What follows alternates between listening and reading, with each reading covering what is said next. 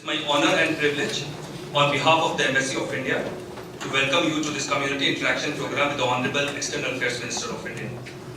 I would first invite the Honorable External Affairs Minister of India, Dr. Jaishankar, to please come onto the dais.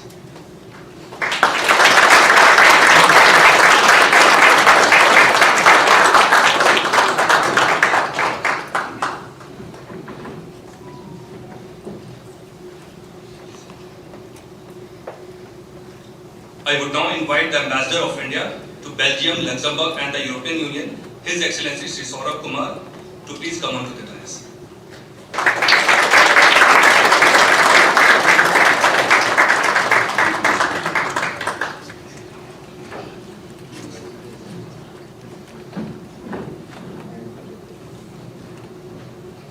I would now request the Ambassador for his welcome address and for further proceedings.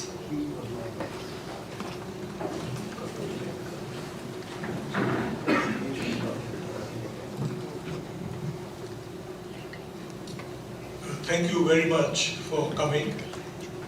It is a privilege to have in our midst the distinguished External Affairs Minister of India, Dr. S. Jaishankar, also Mrs. Jaishankar.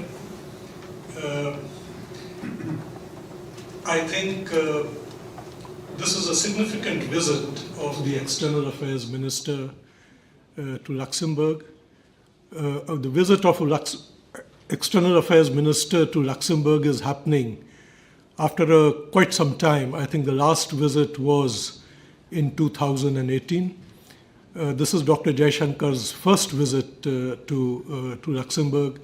It's happening at a time when we are trying to improve our relationship with the European Union, give it further depth, give it further content. And it's happening at a time when we are seeing that global geopolitics is in tremendous flux. Our bilateral relationship with Luxembourg is small, but it is growing. The diaspora in Luxembourg has grown over the years. In my interactions with you all, the need for greater engagement, the establishment of Indian mission, all these things have come up. So I would leave it to the Minister to tell you about his visits. He had a good range of interactions today with the authorities on the Luxembourg side. And he would be speaking to you all, and which would be followed by a session of question and answers. And then after that, there is tea for the community outside. So, sir, may I request you to say your words?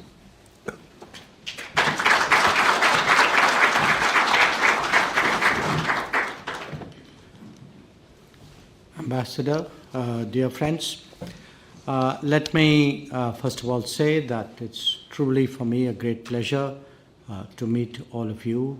As you know, it is our practice whenever we come to a country to, as far as possible, meet the Indian community in the course of the program.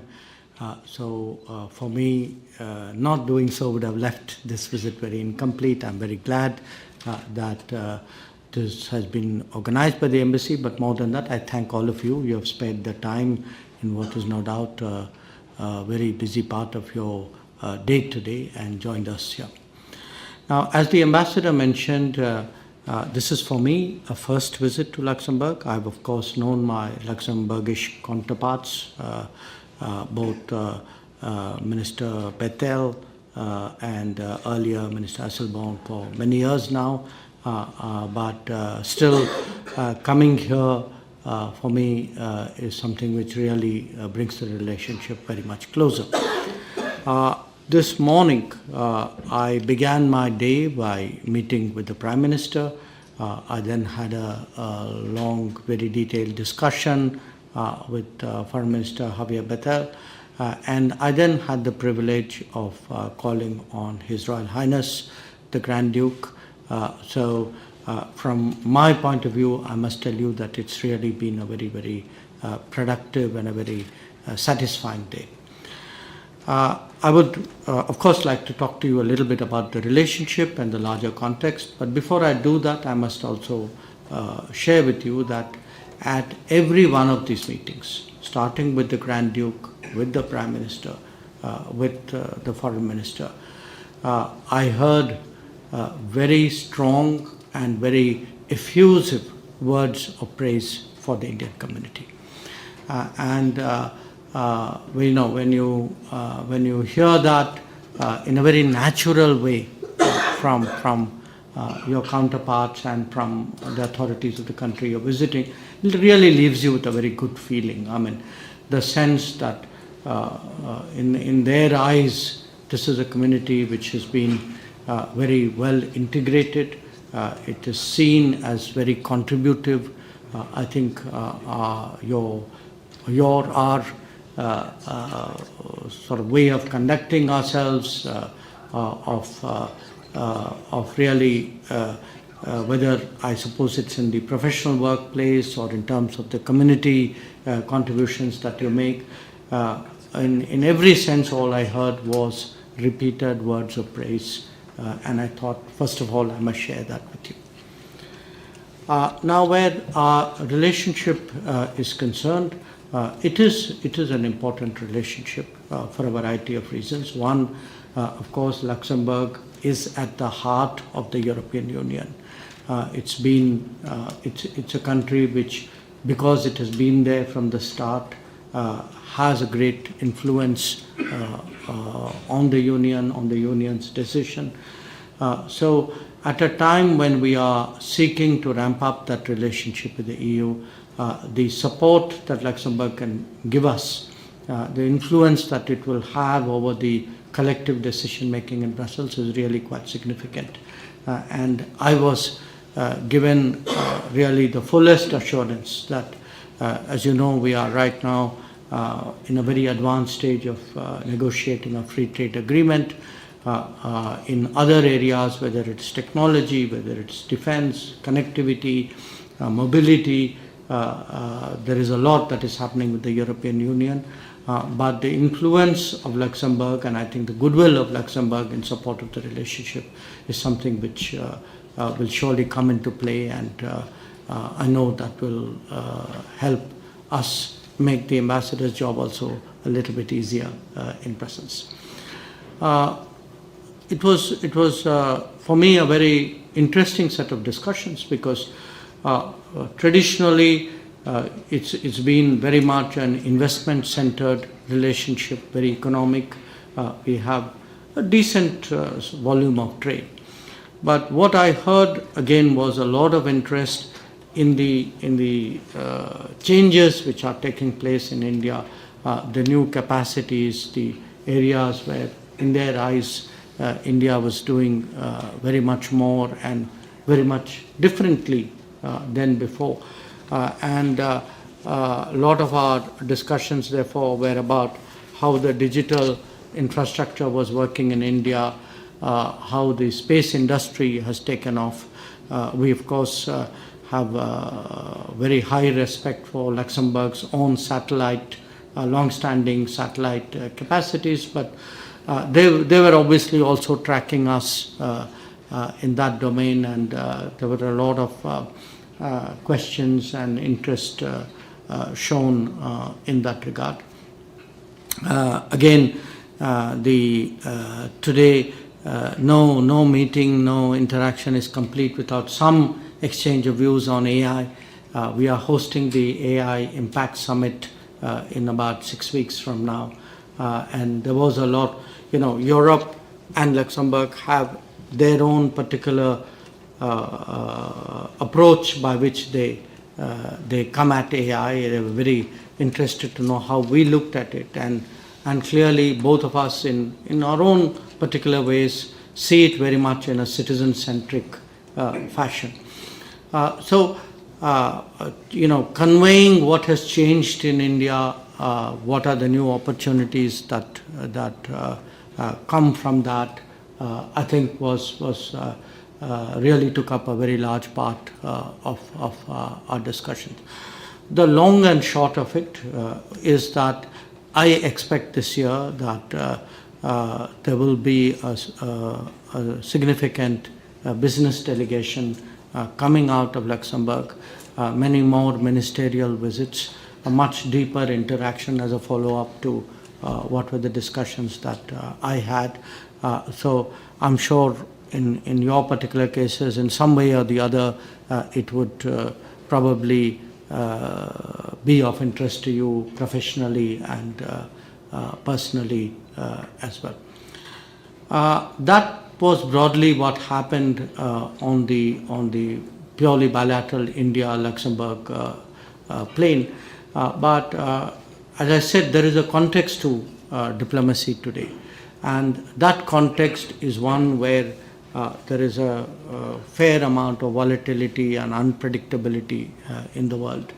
And every country, every region is reassessing its interests, reassessing its calculations, and trying to see, okay, what is it we can do? In one way, how do we de-risk ourselves from the problems and challenges and the risks that are there, the unpredictability that there is there.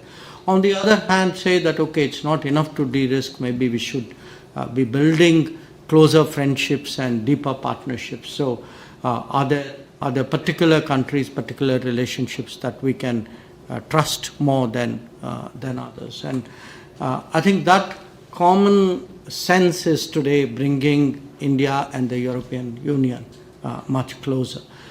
So I can fairly confidently predict that 2026 will see upswing in ties with Europe. You will see, certainly I can speak for the Indian end of that, you will see a much greater investment of time and energy and attention on our part where Europe is concerned.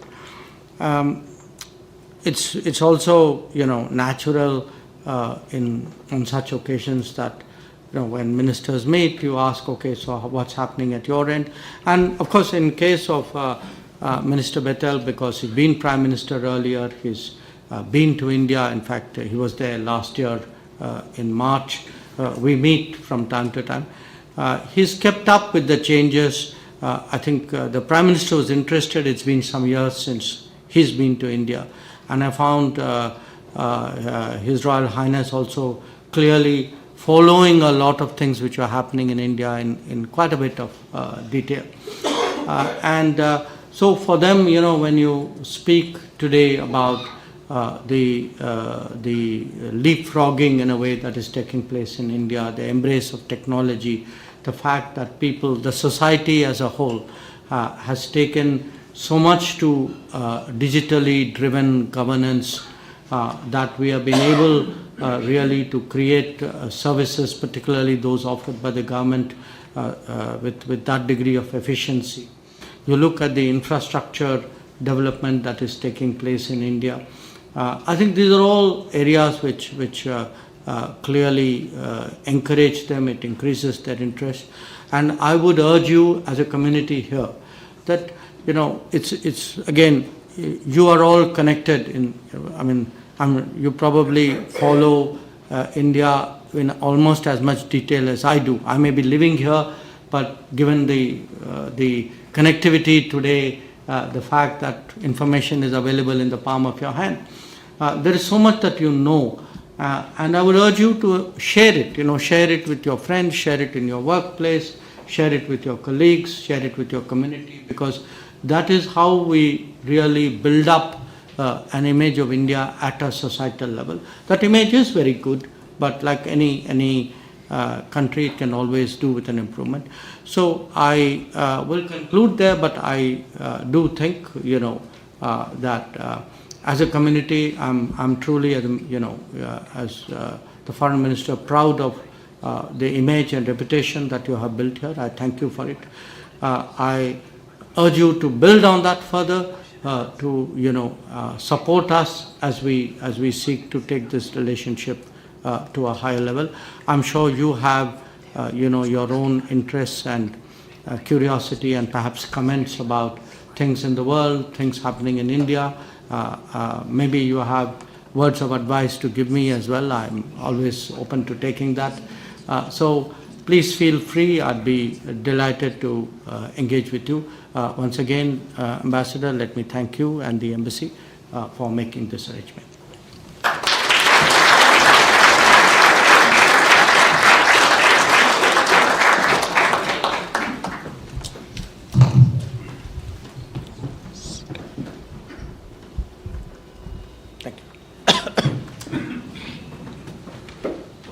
I think we have some time, half an hour of question answers. Yeah, I see one, the first hand going up. There, yeah.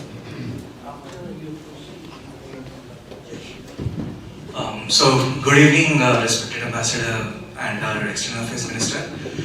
I wanted to ask a follow-up question since our last meeting in Belgium, and also update you with the progress that we talked about initiating India in Space Conference, and I'm happy to let you know that many of our Luxembourg delegates and organizations here have shown a great support from our Consular General to IBCL to many companies, and I have been also talking to CII in India and Sanyard Space and other such companies who have shown interest to participate in this conference. The only support which we would need from you is that to obviously officially endorse it, and then if possible, is there any way to provide travel grants for the Indian delegates to come here?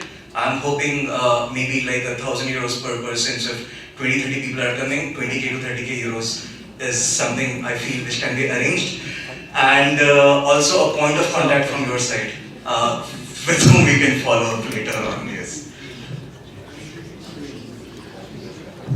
So the first thing you do is to hit me for money. No, but look, for official endorsement, first thing, and we would love to invite you as a chief guest as well. So yes. No, but very seriously, I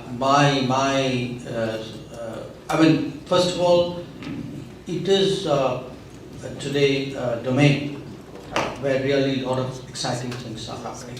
It's not the only domain, but and it's a domain which is very relevant to Luxembourg as well. I mean, the capabilities that they have built up is really very impressive.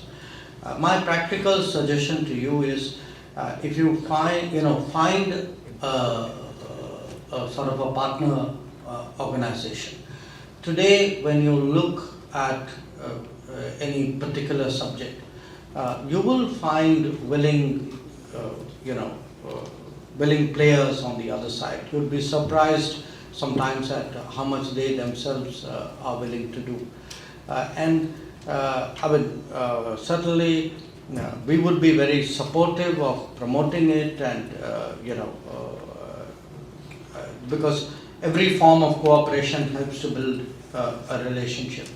But I would urge you to explore it very seriously before you start to think that I'm going to be the guy selling out. Thank you very much. Anybody else? Yeah, I see the hand there. Are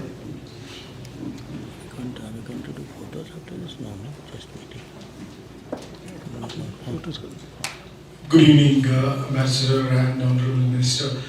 My question was, since you spoke about India's digital infrastructure being world-class now, especially with the proven success of UPI and those things, what steps is being taken in order to digitize and involve the NRIs even democratically, so that we can have maybe digital voting system, and we can cut the cost of traveling to India when elections do happen in India. So yeah. First of all, on the digital public infrastructure, digital governance, I'm actually I'm very careful what I communicate, and what I have been trying to communicate is, we have used the digital medium perhaps far more than many other societies and governments to actually deliver services, and to get the society really to accept it as a way of, as part of their daily life. And that's important because when we say okay, the age of artificial AI is coming. Yes, it is coming. Most of what you would read in a newspaper or see in the news would be, okay, who's moving ahead in the compute race, what are the big sort of spikes of energy which are going to happen in different parts of the world to support AI, to support data centers, etc. I think the part which often doesn't get discussed will be how actually people, societies, organizations, governments actually adapt it, adopt it, how they deploy it. Because sometimes there would be countries which may be more developed, they may be richer in some ways, but they may also be very conservative in their habits. One doesn't automatically follow from the other.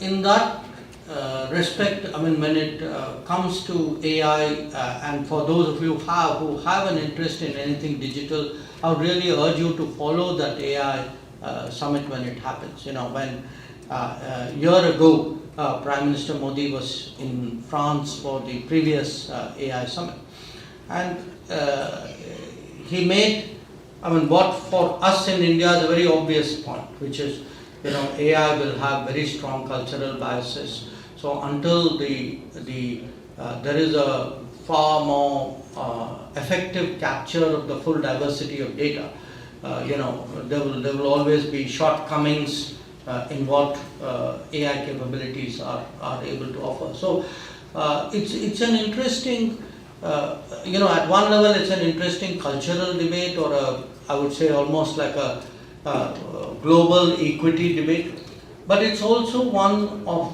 the model of society that, the US, for example, very strongly pushes the corporate side of it, that, creativity is important, there should not be impediments to it. Whereas you have a far more state-owned or state-influenced model coming out of China. In India and in Europe, in different ways, ours is very much more taking into account what public needs it would serve, what are the rights of the citizen, what are the concerns about privacy. These will all be issues. On the latter part of your question, which is, how can we really use it to support, in a sense, an extension of the voting system beyond our boundaries? I don't think the challenge there is the medium. I think the issue there is, first, we need a kind of a consensus or a policy decision, whether actually voting would be extended beyond the boundaries of India, and in which case, who then is eligible? Because often people leave the shores of India. Now, whether they retain their nationality or don't, whether they declare it or don't, whether others claim to be Indians or not. I mean, it's far more complex than purely finding a technical fix for a particular right. We've had this debate a generation ago, at the beginning of this century, tail end of the last one. At that time, the feeling was that the OCI was a reasonable compromise. It's still an issue which is being discussed. Since in the last 20 years, 25 years, the number of Indians who've gone abroad has increased. In many cases, in fact, the nature, the character of the diaspora has also changed. That there was a time when the tendency of people going abroad was to transition into a nationality of their domicile. That may or may not be the case anymore, because actually if you look at certain professions which take account for a lot of this mobility, people often go today increasingly for short-time work. I mean, there will be a whole set of industries, where the people involved in it envisage it as not as a lifetime commitment, but as something perhaps for a certain number of years, who are therefore more likely to maintain their citizenship. So it continues to be a debate. I can't tell you, yes, digital makes it easier, because at the heart of the issue is we ourselves have to come to first a conclusion, a consensus within the country that we will allow voting to take place outside the country. Yes, please. Dr. Jaishankar, my name is Ritesh. It's a question more on the free trade agreement which you referred to. My family is one of the small but very niche agricultural commodity exporter, including rice, spices to EU and North Africa. One of the things we face difficulty is high tariffs, lots of paperwork where products come from India. Is part of that deal aiming towards reducing this, tariffs, make it more easier for commodity exporters from India to you? The short answer is yes. That is what an FTA is supposed to be about. But tariffs is only one part of the issue. As you probably know, if your family has been in the business, often we get into very complicated issues of standards. Particularly you mentioned rice. There have been some debates in regard to residues and so on. Sometimes the paperwork involved, the number of things you have to do to get it, appear very, very cumbersome. It's like and people not without reason call it a non-tariff barrier. So sometimes tariff is a barrier, but these rules and regulations are another wall which you have to overcome. So when you look at free trade agreements, if you read about it in a newspaper, it looks like, okay, you and I sit down, we put things on the table, we sort it out. How difficult is it? Why are you people taking such a long time? That often is a kind of sense you get. And the reason you do that is precisely because of all these complexities, that we have to go through the details, we have to look at products which we export, then go through the experience, okay, what has been the experience of the last 5, 10, 15, 20 years, specifically what have been the impediments to get market access, because often the tariff rate may be low, but if there are standards which block you, or if just as you say the sheer paperwork defeats you, then the tariffs are not, fixing the tariff doesn't give you the answer. So it is something which is very much on our mind. What I can say to you is, as an economy, as a country today, we have become far, far more committed to pushing our products out in the world. In fact, for all the tariff volatility of this year, actually our exports have done quite well, much better than people expected. In fact, in the last quarter, even the economy has done very much better than the prognosis. So there is that push. I think we are getting more competitive also, because when we say in India that our infrastructure is better, eventually it translates into competitiveness.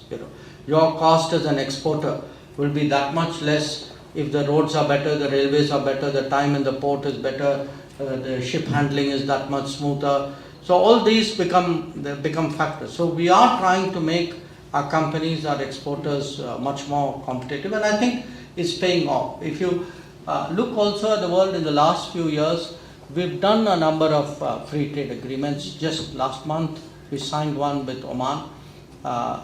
We finalized one with New Zealand. Now, some of them may not be that big, but believe me, every bit adds something. Some set of exporters get new opportunities with every new trade agreement, and there is a great deal of confidence in the country today that we are capable of going out into the world. If we can negotiate good market access opportunities, I think our business is ready to really push that button. I think the gentleman out here in front. Thank you. Thank you, Dr. Jaishankar, for making the time to speak to the community. Really appreciate it. The question was around the events in Venezuela.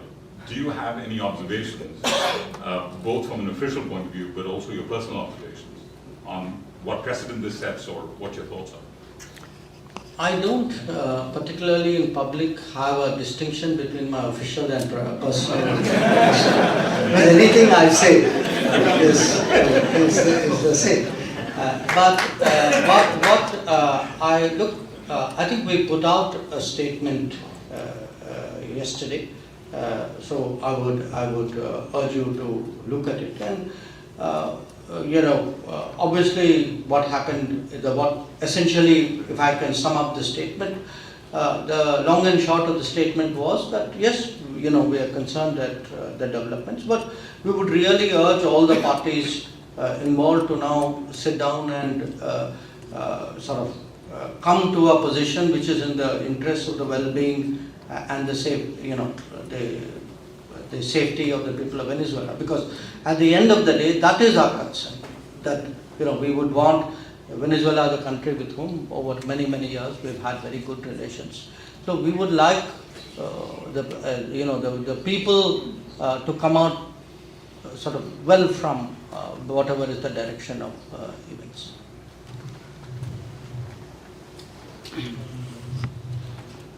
Hello, sir. First of all, big welcome to Luxembourg. I'm a big fan of yours and Mr. Modi and the team and the fantastic work that you're doing. I'm hugely admirative of the fact, of the way in which you have maintained the strategic autonomy of India, particularly during the past year's developments. And my question was a little bit in continuation of what Deepak here was asking. With the recent developments, the order is changing in the way people are thinking and behaving, and the rule of might is prevailing. And particularly India, we have troubled neighbors on all our sides.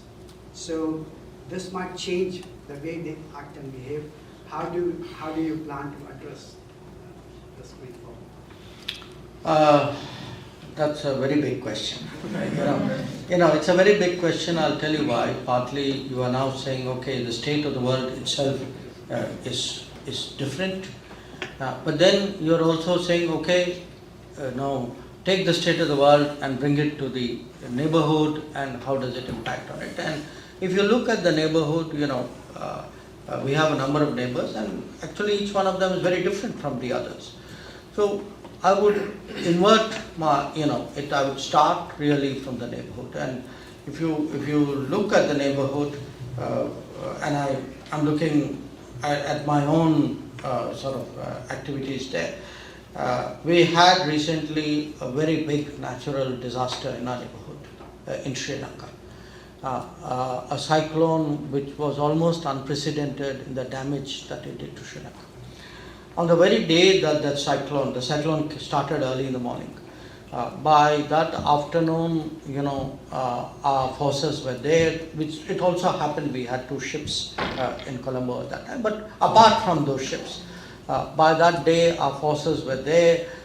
We were deeply involved in the search and rescue operations as it intensified in providing relief to people, and then within literally a few days, I was sent by Prime Minister Modi to offer them a kind of a rebuilding recovery package of a very substantial size.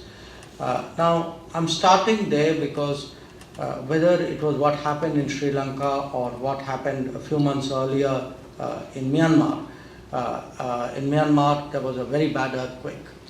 And because of the state of affairs in Myanmar, actually it's very sad. Very few countries came forward to help.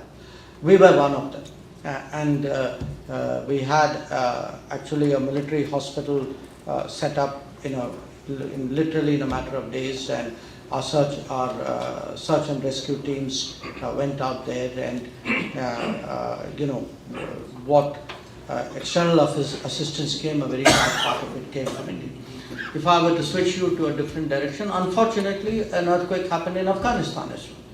And even in Afghanistan, we were literally the first country though the logistics to Afghanistan were very complicated, but we were the first country to respond. They had 2 earthquakes, one closer to the Pakistan border, the other more to the north. On both occasions we were out there. Now I'm citing this to you as an example that if you look at the neighborhood today, unfortunately in the world, it can be conflict, it can be natural disasters, it can be climate events, it can be COVID, it can be pandemic, it can be something which you and I cannot imagine today. When big problems happen to countries and they do not have the capacity to cope with it, they naturally turn to those who do. And in our region, there is a growing belief that the country which can be relied upon in this regard is India. That belief has come out of experience of a certain number of years. I mean, it was not automatically there. It happened because when COVID pandemic took place, almost every one of our neighboring countries got their first vaccines from us. When the Ukraine war started, and many countries found that their energy supplies were cut off or became too expensive, or their wheat, because Ukraine was a very major exporter of wheat, that wheat supplies got disrupted. It was we who stepped forward, even for supply of fertilizers. So over a period of time, this belief has grown in our neighborhood. I can tell you, when I travel in the neighborhood and I look even more than the government, and the attitude of the public, that is something the public responds to. Apart from that, we ourselves feel that, look, we are the biggest country, we are the biggest economy. It's in our interest that the neighborhood works more closely with us. So we have actually today, in fact not today, for the last 10, 12 years, we have supported a very, very extensive, logistical I would say connectivity with our neighborhood, and that kind, I mean, you all live in Europe today. Europe was not the way it was, the way it is now, I've seen a Europe 30, 40 years before, where it was not that easy traveling from one country to another. Somebody invested in the roads, somebody invested in the trains, somebody invested in making Europe so seamless as it is possible today. That is in our interest in the Indian subcontinent, in South Asia to do, and that is what we are trying to do. I mean, if you travel today, want to go to Nepal, or you want goods to go to Bangladesh, or find a way of going to Sri Lanka, most of these are actually underwritten by us in some form or the other. Now that's been the positive side of it. There is also the challenging side of it, that often, because it is our neighbor, and because there is a shared history, there are people who are insecure, there are people with political agendas who want to advance their interest or their viewpoint by, in a way, going against us, by making us the target of their politics or target of their ideology or whatever it is. We have to contend with that. I mean, that is the way life is. I mean, you don't always get positive things. If it was so easy, why would people like us be around? So I think we have to take that in our stride. There are some exceptions. I mean, for us, the relationship with Pakistan is exceptional, because if you look at the world, I mean, forget for a moment this is, our region. Show me in the world in this day and age any country which actually has pursued the kind of policies which Pakistan has against its neighbor. That for decades, you've had these training camps, not secret training camps, they're all training camps in the big cities of Pakistan, very open, where the state, the military supports terrorism, and they've tried to normalize it as though it's their right to do it. I mean, nobody buys it anymore. I mean, everybody knows that these are people who are supported the state. Now, that is also, it's a very unpalatable reality, but it's one which, we cannot sort of be oblivious to. We have to build our policies saying, okay, that's how that particular neighbor is going to be. So, those who are far more, willing to work with us and be helpful, positive, we'll have to deal with them in that way. Those who do the kind of things which Pakistan does, we'll have to deal with it in a different way. Now, to what extent does the developments in the rest of the world affect it? It's hard to say. Look, people sitting far away will say things, sometimes with application of mind, sometimes not, sometimes the self-interest, sometimes carelessly. That will happen. But at the end of the day, I can tell you, whatever you might say, in this day and age, countries are more, I don't want to say they become more selfish, but they will do things only if it is of direct benefit to them. They'll offer you free advice. If something happens, they'll say, no, please don't do that. It worries us if there is tension. Sometimes you hear people saying, like it happened during Operation Sindhu. Now, if you ask them, saying, oh, really, you're worried? Why don't you look at your own region and ask yourself, what are the levels of violence there? How much risks have you taken? How much worry the rest of us have about what you are doing? But, that's the nature of the world. People, what they say is not what they do. And we have to accept it in that spirit as well. I saw a gentleman right behind the blue shirt. Let's give the mic to him.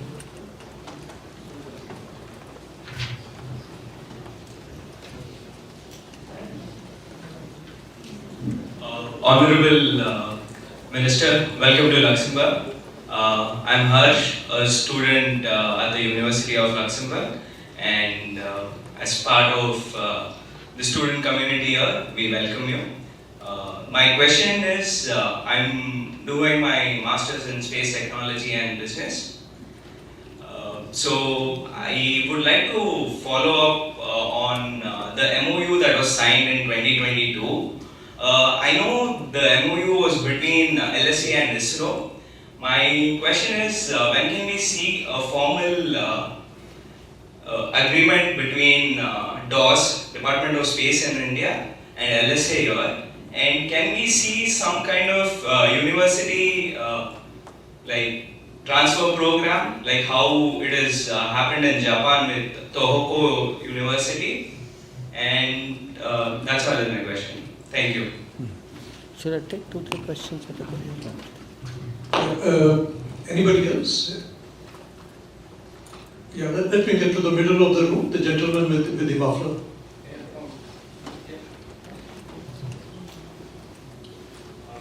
Good evening. Good evening, Dr. Jaishankar. It is but natural for Europe and the world to learn from a country like India, which grows so fast in the fields that it's going fast in, like digitization or AI. I'm wondering if you have views on what India can learn from Europe, especially in the areas where Europe is doing well. Because that's a question that maybe people don't ask nowadays, but I think it's important that we continue to look at learning from other countries. Sure. Take one. Yeah, the gentleman with the blue. Good evening, sir. This is Vijay, and I work for Amazon here, and so Indian Navy before. My question is around the new Indian mindset. When US applies pressure on India, say about Russia or the other countries, what typically cooks inside you? What instincts, what inner beliefs, what kind of red lines which guide you, to take decisions, to be firm, autonomous, independent, to take care of the long-term interest of the country. The question is around what's cooking inside, what's the mindset that's happening, so that we can learn from that in our daily life. Thank you. Okay. The first question you asked about space, look, I can't answer that very specifically because I mean, it's not like I know exactly where that MOU is and what is followed up. But I would make 2 points for my own discussions today. I'm sure you are tracking what is happening on the space side in India. And if you look today at the number of space-related startups, if you look at an organization like InSpace, which has come up, there is actually, almost a revolution happening in the space sector. at the beginning of this year, today is the 6th, okay? 4 days ago, I was in IIT Madras. And as part of that visit, they actually showed me around. By the way, that itself is a very interesting thing, that if you go today to an educational institutions, they often showcase their students who have set up a business, who got patents, who've done a startup. So that, not the mind, that's also a mindset change, and different from the one which you're talking about. My plea today to my counterparts in Luxembourg is, please come to India and try to understand really what are these other changes which are taking place. That the space industry is very interesting. The space industry has become far bigger than what the Department of Space is, far more than what the governmental organizations are. There is so much else that is happening, and which, by the way, the Indian system is tapping into. It's not that it's happening there and the government is there. We ourselves tell people, please look at the entirety of the space domain activities in India, and probably there's a lot that you will learn. And I think that kind of exercise, which they told me they'd be very interested in sending a team and looking at it, and it's quite possible that your university may also be involved in it. I'm very hopeful that that would take us to the next level. On that, your question, I feel today, and I am probably biased out here. Actually, we are far more open now to understanding what is happening in the world, trying to look at best practices and experiences, and trying to see how we can apply it to India. My own experience I can share with you. I'm just giving you one or two examples. Some years ago, I had accompanied Prime Minister when he came to Europe, specifically to Germany. And he was very interested when he went to a particular railway station. And he saw that, the railway station was not just sort of a piece of earth where trains came and trains went. Around the railway station, there was so much other activities. There were hotels, there was commercial property, there was shopping. So it was very different from how railway stations were typically in India. And it was something which he absorbed, and when he came back, actually he told us, saying, told particularly the people in the railways, saying, look, I think this was Berlin, if my memory serves me right, saying, see how they are handling the railway station. So I'm giving you the railway station as an example. Now, I had a similar experience when we went to Korea, and in fact we were on a visit to a shipyard. In many cases, since you asked about Europe, we look today at technologies and solutions that Europe has to offer. Solutions in pollution, for example, solutions in environment. Whatever you might, different countries have a kind of a image, you can say. Their sum total of their achievement eventually is like drilled into one or two concepts which stick in our minds. Like you say America, you say, Americans very competitive people, very technology centered. Whatever you might say, Europe has an extraordinary quality of life. Europe is in many ways still a standard setter in so many domains that I think there is a lot that today we can learn from Europe. I was talking about railway station. I think even if you were to look at trains, I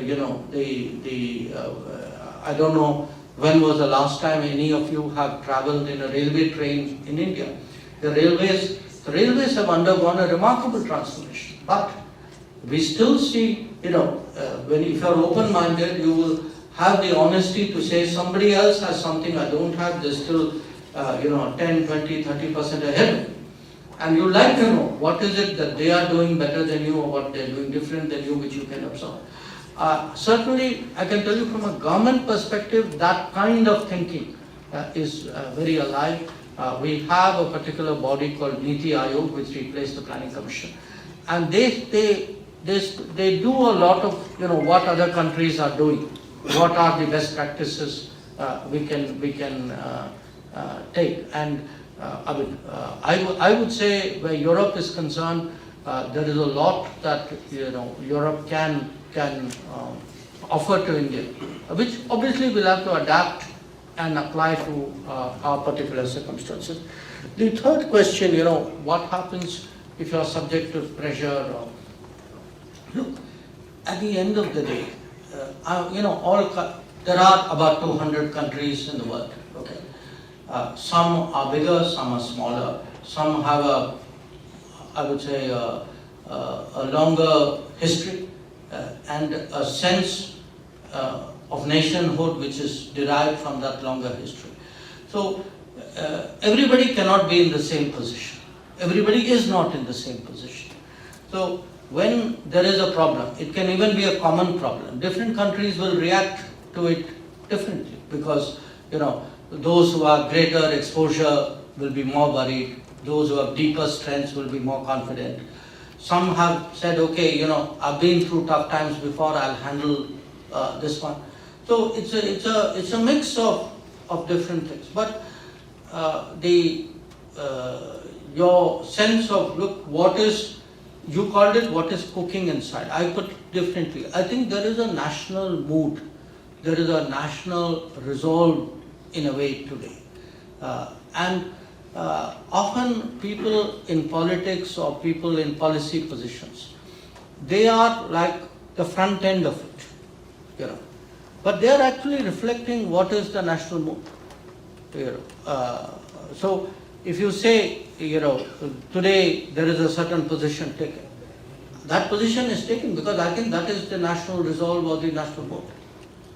So that sense is today strong that, look, we have come up the hard way, we have dealt with various challenges. It's not the first time, people have tried to pressurize us. And we need to stand. I mean, many of you would be aware in recent days, particularly in the social media, there's a lot of debate saying, how important it was to take the nuclear decision. That the nuclear gives you a lot of security and a fundamental confidence to hold your ground. I appreciate why people say it, but I want to tell you at that time, I mean, when people took that decision, it was not an easy decision to take. There was, everybody came at you. There were all sorts of pressures, sanctions on us. So, you had both the resolve to take the decision and then the fortitude to see it through and say, okay, I'll absorb the cost. I will, if there is a pain to be felt, okay, I'll take it. Now we have done that, gained something. There is a learning from that experience. Today we are bigger. I mean, we are today a $4 trillion economy. We are among the top 5 economies of the world. So our ability to stand our ground is also that much sort of longer. But you can also look at the flip side, which is, always think that if you were to actually cede ground, then, what are the consequences of that? That is also a factor. So I think the national mood today, the national resolve is very strong. And that is exhibited in the manner in which we respond to the world. Thank you very much.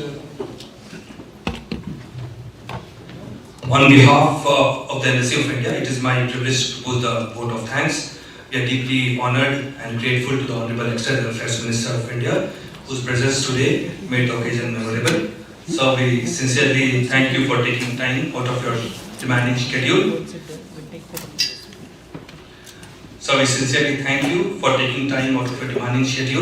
To come for this interaction with the community and share your valuable insights. We also extend our sincere thanks to the Ambassador for his guidance. Our heartfelt appreciation also to all the community members for their active participation. Thank you all. Jai Hind. I would now request the Honorable Minister and Ambassador to kindly come and take the seat for a group photograph. That means you all sit there and we All of you kindly be seated.